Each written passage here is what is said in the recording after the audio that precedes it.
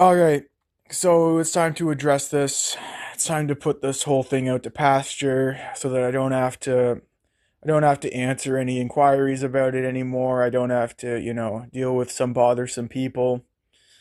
There's a group of individuals online that I used to be acquainted with, and in more recent months, they've begun referring to me as a quote unquote zesty cell.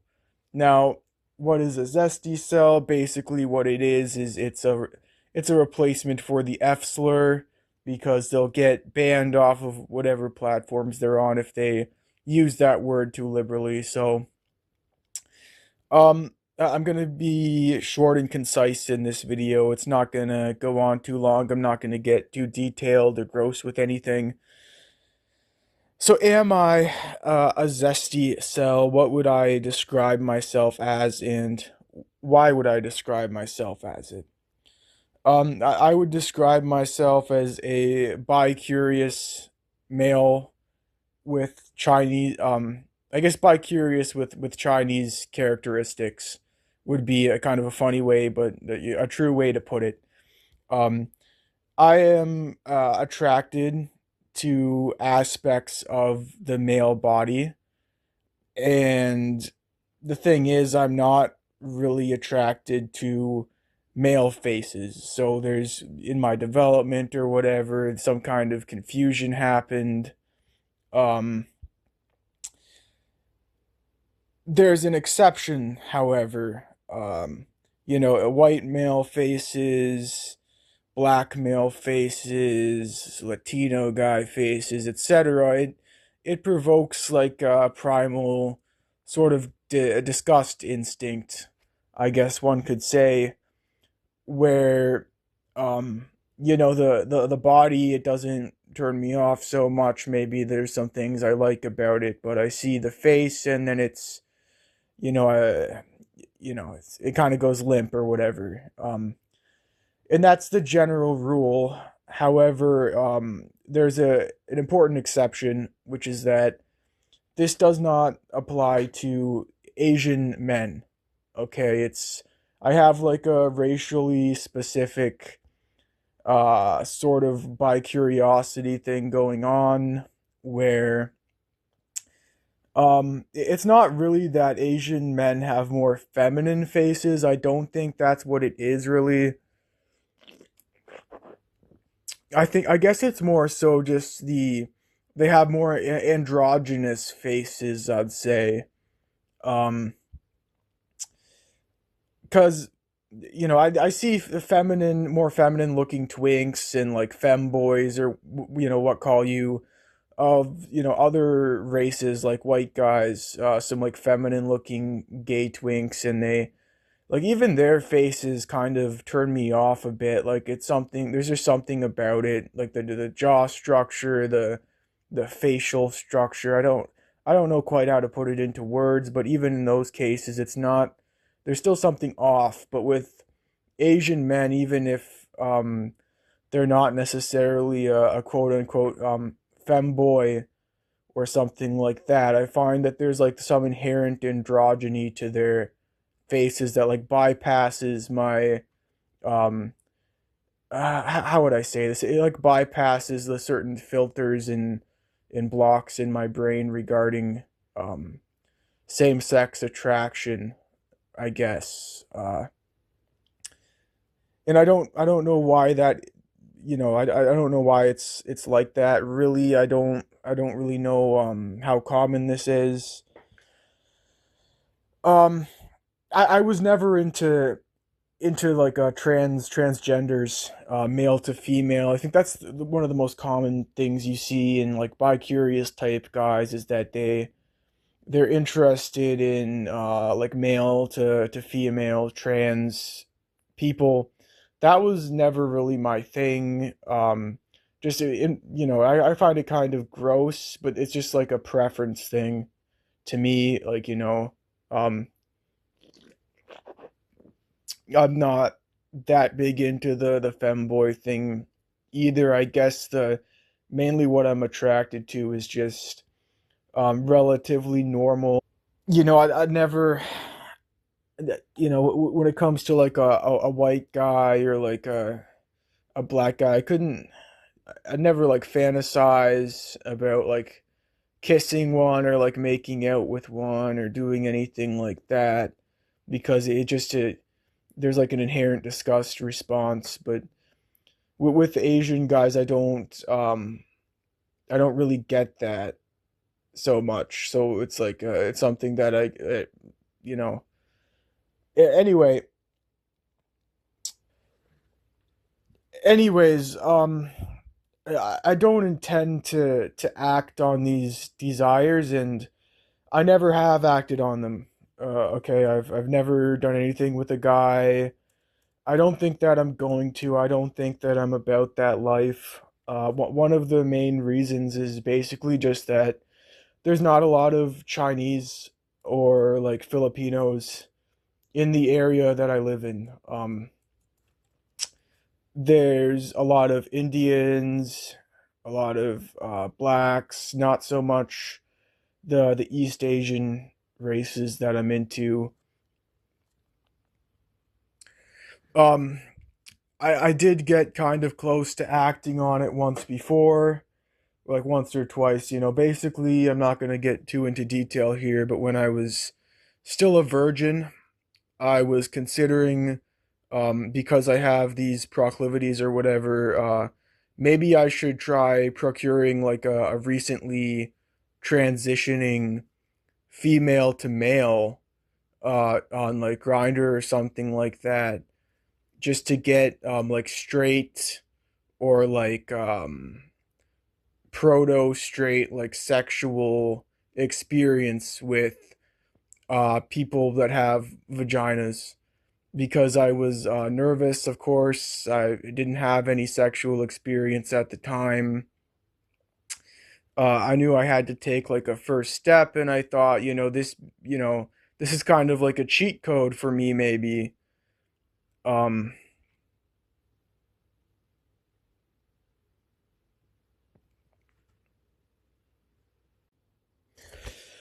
so I got, so I got on Grinder, for about 2 weeks back in the spring of last year, and I never found this, like an FTM that was like interested in me and like that I found attractive.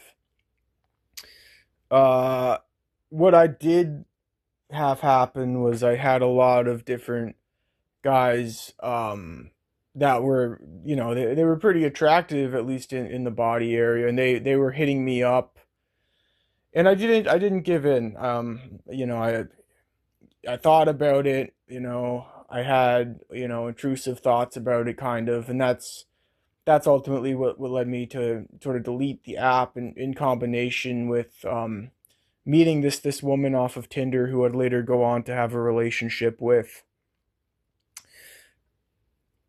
And there was some weirdos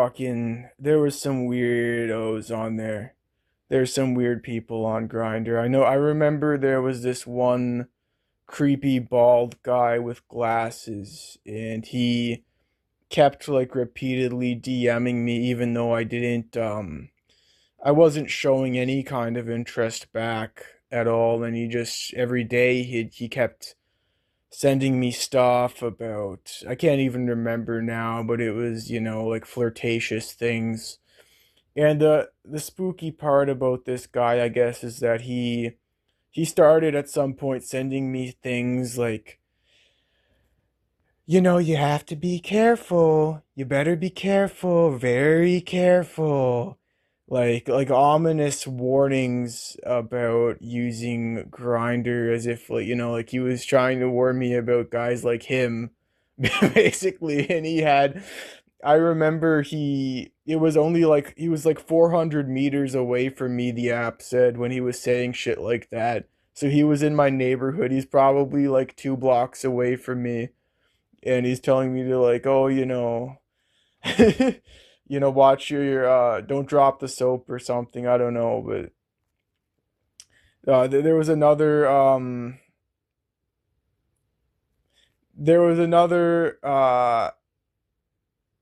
there was a biological female on there that was still, she still considered herself a woman. She was like obese kind of. Um she was a big girl, and because she was a biological woman, that's kind of what I was on there for. I hit her up, and it was going all right for the first day or so. She disclosed to me that she had a FetLife account, and from the FetLife account, I figured out that she had a guy. She had a boyfriend that was like a cucky, I guess. He was, one of those guys that would like sit in a chair and watch or something. And he looked like a weirdo. Like he was like a ginger kind of guy, like a blondish ginger or something. And he had like a beard. He kind of looked like the type of guy that would be into this sort of thing. He wasn't fat himself. He was relatively skinny. Um, and I know that yeah, anyway, she was going on about how, don't worry about him. He's not going to be in the house. Don't worry if you come over. He's like a side character. It's not, don't even question, don't even, it's not something to be concerned about. And then, I wasn't like super concerned about him so much, but what did concern me is that after a few days, she started going into how like the pegging thing. She wanted to peg me. She was asking for images of my behind area. She like, I shit you not, like we were talking about like some spicy things. I just wanted to lose my virginity, honestly. And she had some different things in mind, which creeped me out, and it resulted in me ghosting her. I'm not about that kind of thing. So then I had a bad breakup. I got real depressed over it months later, and because I guess I was, before I wasn't really that lonely, even though I didn't have like a social circle really before that girlfriend. But afterwards, because I was now depressed, and I didn't have anyone to talk to really about that or about anything, I started reaching out to people online, trying to make online friends. And at the same time, I was not having any success on Tinder or these dating apps. Like I got, basically, I got lucky with this Chinese woman, and it made me I don't know, it made me have doubts again whether or not like it's so great even being straight, maybe because I already have this like bi-curious streak to me. If I go back to Grinder again and I just, follow through, like try to, just give it a try, maybe I'll like it, and I won't even have to worry about dealing with women anymore and blah blah blah. And so around the same time, I was starting to talk to some of these characters that now dislike me quite a lot. I got back on Grinder for about a week. It was only about half the time as the time previously, and this time I was looking for men specifically. But again, I got close once or twice, but fate kind of intervened. Nothing happened. I was really nervous about it too, kind of leading up to that. But I never met anyone, even though there were plans for that, and I wound up deleting the app like a week afterwards because it was just. I probably had like 80 guys, or like 50 to 80 fucking DMs over that period. Like it is definitely jarring, the difference between being a male on like a gay dating app, well, quote unquote dating app, and being a male on a straight app. But yeah, so I started being kind of honest about this kind of stuff with these guys, even though I knew that they weren't particularly accepting of zesty types. And the reason for that, it wasn't that, they posit now that it's because I have some humiliation fetish, or I was really like getting off to it, right? Like, that's not really the truth. It's just I had nobody else to talk to or communicate about this at the time. Um, and it is kind of like a big deal, at least it was to me. I was unsure about myself, unsure about my sexuality, unsure about my future. I had some things on my mind and nobody to discuss them with. So that's why I said some things that I probably shouldn't have said to some of these guys that I really didn't know too well. And it would wind up biting me in the behind. And I'm not gonna get into all that drama in this video. I will say that besides calling me a zesty cell, they launch other basically slander. They've slandered me on certain things. The biggest, like one of their biggest ones, is that they claim that I'm a sister panty sniffer, and this is totally bogus. It's not true. What it stems from was many months ago, probably like, I want to say February. I was in a private VC with these guys, and we were talking. I can't remember exactly what the discussion was, but it was something. I think it was already something sexual in nature, something like kind of weird in nature, and I was a bit inebriated. I was having some ciders with me, drinking while I was talking to these clowns, and I wound up bringing up something that I definitely should not have, which is that when I was around the age of 12, my hormones were going crazy. I was a pervert, as 12-year-old, 13-year-old, 11-year-old boys are around that age. Their hormones are crazy. They don't have any experience with women, but you're desperate for that. Sex is like this new wild thing that you don't fully understand too well. And you also don't fully know like right from wrong at that age. You might do like weird things or like socially unacceptable things just on an impulse, basically. And that's what I did when I was around 12. There was one instance of this where I was especially horny, and I masturbated over one of my older sister's panties. She was like probably like 18, 19 at the time, and I did it one time. I felt kind of gross afterwards. I didn't do it after that. I was not even a teenager yet. And yeah, they were the first people I told about this. They said that they'd keep this information private. And obviously, that was a load of bullshit. Not only did they not keep it private, but they completely removed the context from it, the relevant context of me being 12, of it happening one time. And they started just calling me a sister panty sniffer.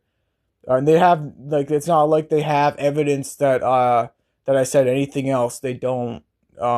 They would have posted it if they had it. Like, what I'm saying is legit what happened in this voice chat.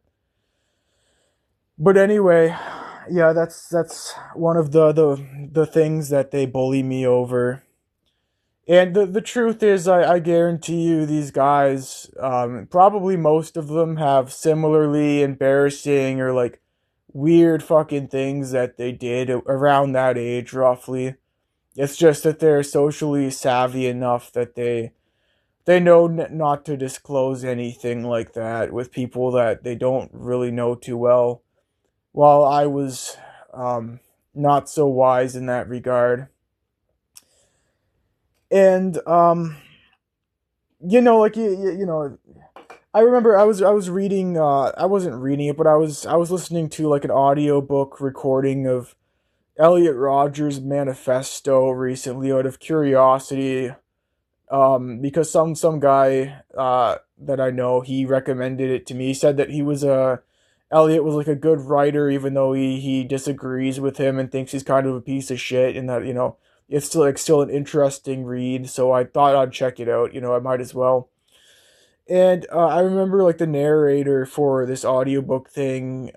He's called Argent. He was talking at one point about how Elliot Rodger went into at some point that when he wasn't that much younger than 12, I think he had a situation occur where their family, they owned a pregnant cat, and I guess he was like a kind of a fucked up kid. He was morbidly curious about what the baby kittens like looked like inside this cat. So he cut it open with a knife. Like he cut its belly open to see the baby kittens inside. And I guess that's I guess his mom said something about how if he ever did that again, she was gonna like chop his nuts off, and or like boil his nuts in a pot of water or something. And that might have been a part of the reason why he grew up so fucked up in a way. But anyway, it kind of goes to show. I think Elliot, obviously he was quite the narcissist.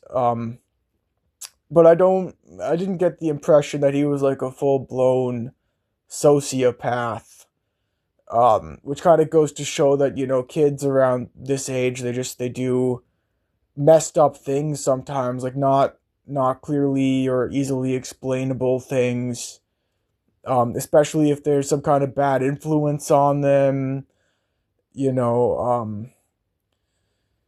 But yeah,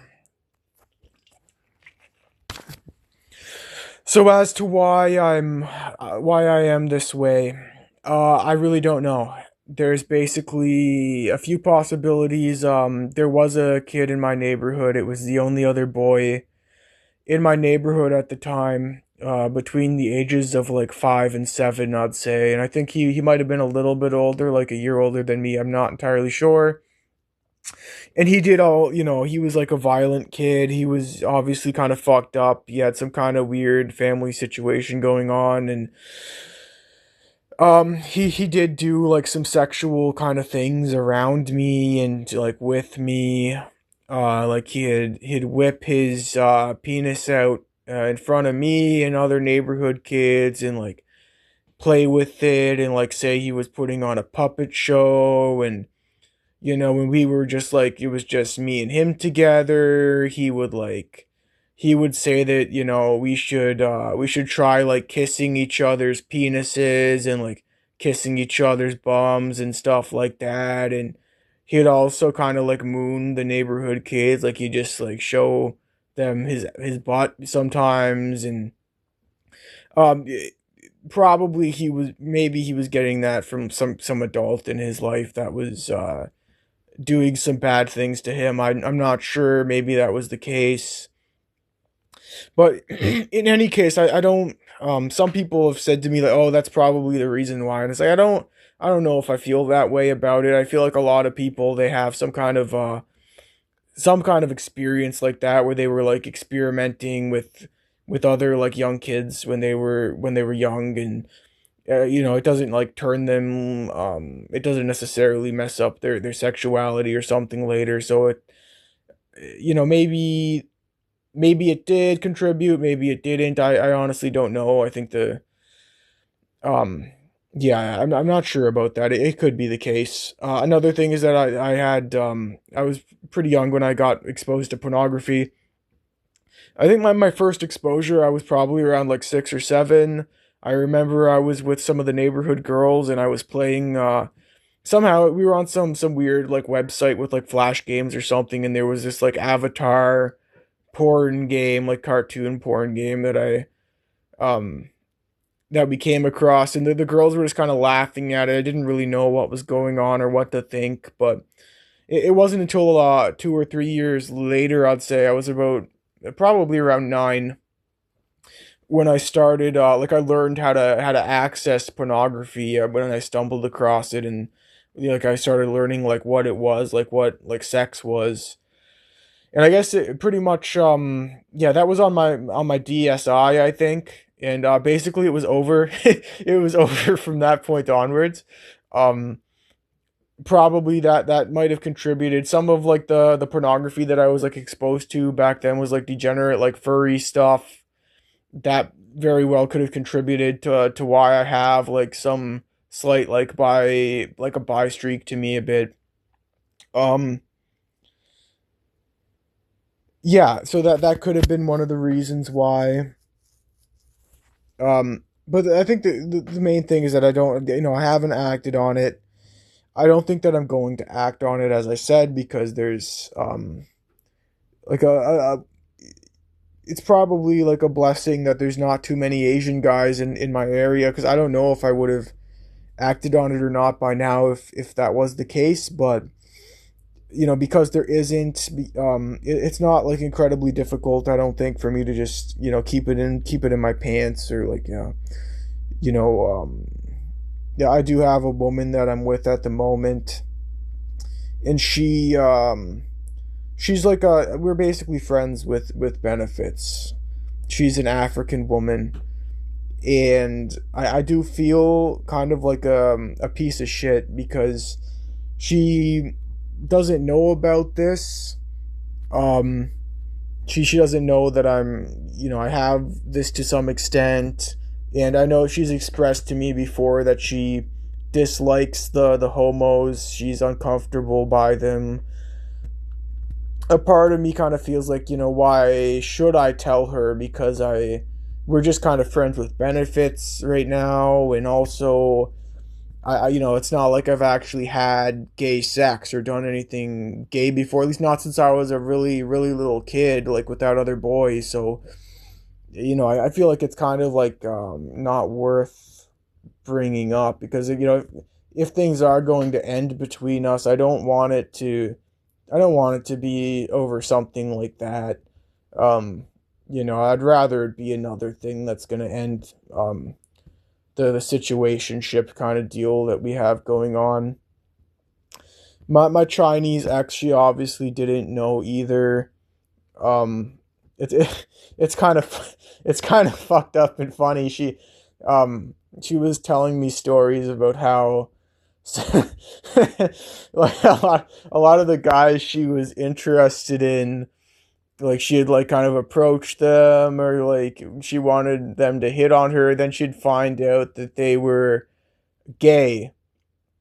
And the reason for that was she was into like younger pretty boys, and I guess because there was some kind of like cultural differences, she couldn't sniff out like gays by their voice or something as easily as like a westerner could. So she kept kind of falling for these like gay guys, and she was like weirded out by that, and she was like kind of like making fun of them and like making fun of gays, and little did she know we kind of have like a similar taste in men, I guess. Like she was into like BTS, like hardcore, like these like pretty Asian boys and stuff, and I guess I was kind of into that too, but she didn't know. And yeah, anyway, I'm not that's enough about that. So that sort of sums it up, what I wanted to say. It's been kind of an awkward video to make. It's been kind of awkward recording this all. Um, I do want to chime in and say something about some of these guys that have been harassing me that I was previously acquainted with. One of the worst offenders, one of like the most aggressive guys towards me that was previously a part of this group. He actually, about a month ago almost, he basically apologized to me in my direct messages. He was like, "Oh, the basically the main guy of this group.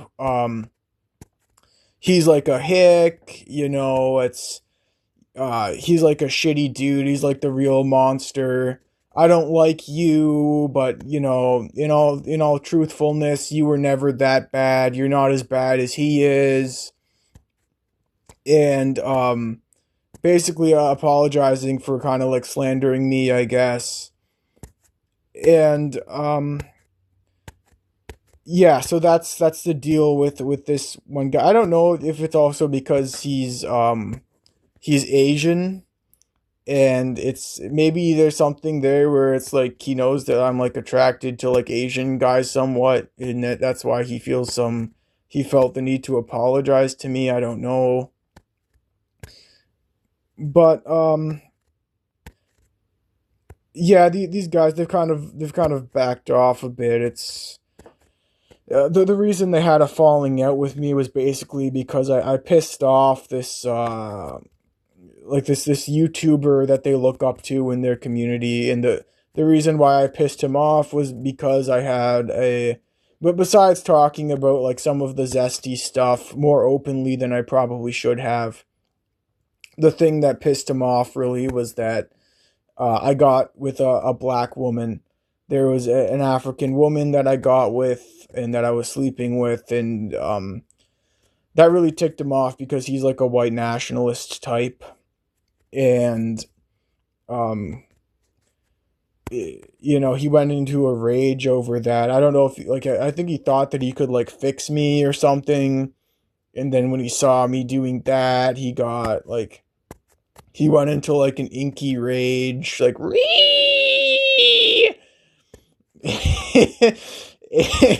And he started calling me all kinds of slurs, all kinds of nasty terms publicly, and I responded with like a similar level of viciousness to him. He's even though he's like a white nationalist type, he's dating a Chinese woman. So, he was calling me a boon cell. I was calling him a chink cell. We had a whole spat, a whole big falling out publicly. And that's when these guys, even though like, one of them was saying, oh, you're not that bad, man. You can come back into my server probably pretty soon because you seem pretty chill these days. I might let you back in. That was like the main guy of this server, this community I was in, and then that happened, and then he became quite despondent and wouldn't respond to me anymore. And then shortly afterwards, this harassment campaign ensued where they were making up lies about me, removing context from things that I said in the past, and just in general being quite mean spirited towards me. Um, yeah, so that sums it up. That's my twisted zesty world.